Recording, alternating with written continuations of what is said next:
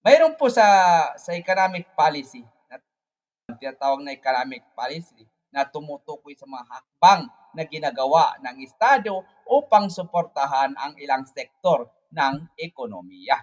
Yan po yung ano, yung si Tito dito, no? Government subsidies. So, may export promotion at saka ah, sector development. Kunin natin saglit yan. So, dito yung ikhwani wakawachi, no, ianat sa Arabic, pagbibigay ng subsidio, no, government subsidies, no?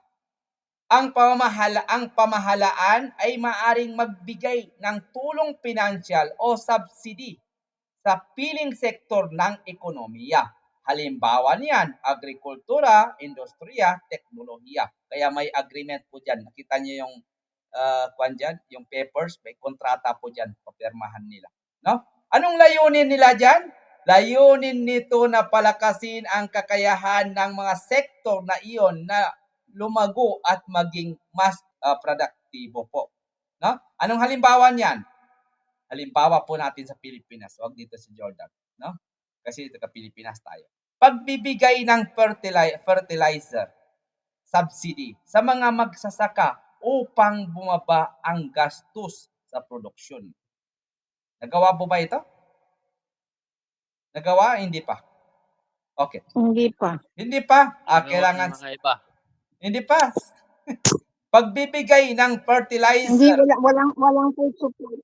Walang full. Nagawa ng iba. Nagawa ng iba. Meron, Doc, meron. Meron na. Pero Rahmatullah. walang full support. Walang support. Nagawa na pero walang aplikasyon. Yun lang. Okay, barakallahu fikum. Government subsidies. The state may provide financial support to a specific economic sector to achieve targeted economic development goals. No? Halimbawa niyan, pagbibigay ng fertilizer subsidy sa mga magsasaka upang bumaba ang gastos sa produksyon. Dapat ganun po, no? Okay.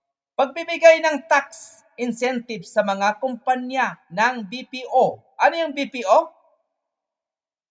Business Process Outsourcing, para sa mas dumami ang trabaho. So, ito po yung solution sa unemployment.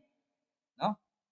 Pero hindi tayo magtataka, lahat ay unemployment, buong mundo yan. So, kunin natin yung export promotion. Yung export, no? Sa pagpapalakas ng export po, tasji, kita ay tasdir sa Arabic, ang gobyerno ay nagbibigay ng suporta, insentibo, tax exemption, export financing sa mga kumpanya para mapataas ang kita mula sa export. Ang layunin ng ito ay pababain ang trade deficit at magdala ng dolyar sa bansa. Allahu Akbar, sana all. Okay. Anong halimbawa niyan? Sa Vietnam po, sa Vietnam, binigyan suporta ng gobyerno ang textile industry. Ganda po ng Vietnam. Na? Sa Vietnam po, binigyang suporta ng gobyerno ang textile industry para makipagkompetensya sa pandaigdigang merkado. Narinig niyo yan? Okay, kunin natin sa Pilipinas. Sa Pilipinas, binibigyan. Correct niyo ko kung tama po ba ito. Sa Pilipinas po, binibigyan ng suporta ang electronics exports, microchips at saka semiconductors dahil ito ang pinakamalaking bahagi ng export ng bansa. Tama po ba? Tama, mali? Tama, Sister Halian? Okay. Proceed tayo. Yes, Doc. Alhamdulillah. So, hindi tayo nagkakamali. So, mayroon po tayong mizan madfuat. Ano yung mizan madfuat? Yan po yung balance of payment. Balancing po. Opo, balance of payments management. Ito na. Ito yung mag-export na sila. Anong tawag dito? Pantalan? Punta ng Europe. Opo. Ang balance of payments management, no? Pagbabawas ng deficit sa balance of payments Mizan al-Madfuat, ang balance of payments, yung BOP, ay talaan ng lahat ng transaksyong pang-ekonomiya ng isang bansa sa ibang bansa, import-export, utang, remittances, investments. Kapag mas malaki ang import kaysa export, ano ang mangyayari? Kapag mas malaki ang import kaysa sa export, nagkakaroon ng deficit. Opo. Kaya't ginagamit ng gobyerno ang subsidies at export promotion para mapataas ang foreign currency inflow at mababawasan ang kakulangan.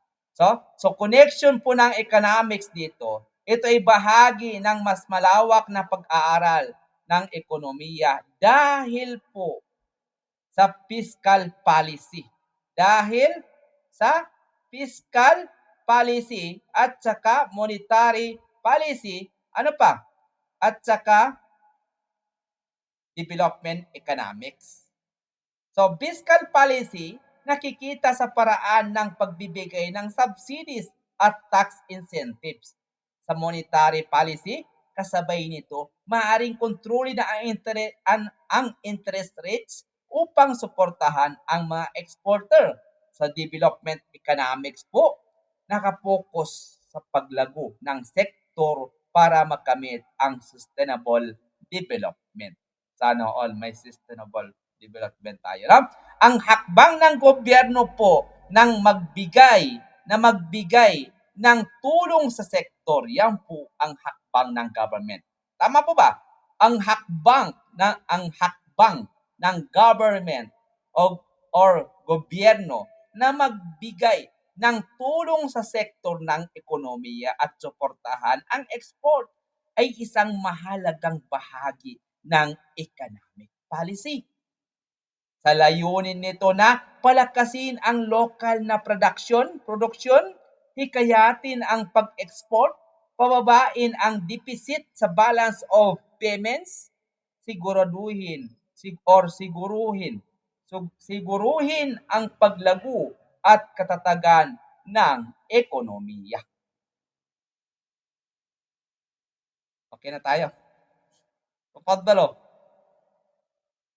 Khulasatul kalam. Parang sumobra na tayo. Sobra ba tayo? Tafadhalo. Mushkila. May mushkila dito. Mushkilatul iktisadiyah. Coba. Yan. Ano, continue? Continue sa mushkila? Dahan lang siya kay hindi maintindihan pag marami. Dahan-dahan lang. So hanggang dito na lang. So next time, kunin natin yung mushkila at saka supply and demand. Inshallah. Okay na. Salahuddin, ano ang naintindihan mo? Banggitin mo na sa amin. Barakallahu fiik. Tafaddal. Yung pagbaba ng yung mga pagbaba ng mga gastusin ng ano ba 'yun? Nahirapan ako. Kapag Yung mga Aha. kapag mag-ano sila ng ano ba 'yun, subsidy? Government subsidies. Opo. Yung subsidy. Opo. Para po magaan ang gastusin ng mga agrikultura. Opo. Kung magbigay Yun sila ang ng layunin nila po. fertilizer or support, no? Para sa Opo. ito yung presidente. Sabi niya, permahan mo. Ito yung fallah, yung farmers. Sister Fatima, yalla, bismillah. Bago tayo magkahiwalay. Bali po pinag-usapan natin ang kinds of policy, economic policy. So merong fiscal policy na yun ay gastos ng government. Example like public expenditures. Ang layunin is to control gastos ng ekonomiya. Monetary policy. Ito yung nakatuon sa supply ng pera at interest rate sa bansa. Ito ay hawak ng central bank. Sinishorten ko na lang because tapos na magkano. Tapos ang pangatlo ay yung development economics, tinalakay din natin. So more on based ito sa export or mga government subsidies, mga export promotions. sector development, magbigay ng subsidies sa mga piling sector. Ang layunin ay magbigay ng tulong sa sektor. Layunin para sa economic sector, siguruhin ang paglago, katatagan ng ekonomiya. That's all po. Barakallah fiik, Sister Fatima. Yan po yung economic policy. Ha? Okay, gusto ko marinig yung sa una natin na talakay. Ano yung una natin na talakay? Economic theory. Tafadhal, Sister Lina. Jazakillah khairan, Sister Fatima. Hindi, nabanggit mo, Sister Fatima, yung economic theory? Hindi, no? Economic policy. Hindi na po, kasi last lang. So first yung economic theory, Apo, yung mga independent and independent variables. apo, independent variable. Baka si Admin Lina. Inshallah. Okay, Sister Lina, yalla. Kasi favorite mo yung independent at dependent variables. Theory, kaya nga theory eh. Maraming formula. Kapag Sister Lina? Or gusto mo ang nandyan si Sister Cheryl? Mag-substitute daw. Sister Cheryl? Yala, abogado ka ni Sister Lina. Yan bang mas mahirap? Yung abogado, yung economics? Late ako, Dok. Alet ka? Okay. Inshallah, meron tayong BA. Open tayo, hindi ko. BA in Political Science and Economics. Maganda po yan pag nagpasabay. Inshallah. College of Political Science and Economics. So, sino mga kulasa sa economic theory? Kulasa ko na lang shorten po. Okay. Sige, ikaw na. Andiyan ka naman, Admin Lina, ikaw na. Yala, Sister Rina, para magkuha na tayo. Narinig ko yung pangalan ko, nasa labas ako. Okay, Dok, ano yun? Economic theory. Economic theory, ano ba yung Opo, kanina? Nadariyatul Iktisadiyah.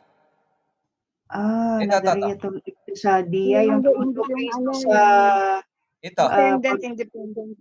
yung dependent. Ito, Opo. yung the law of demand. Yung law of demand.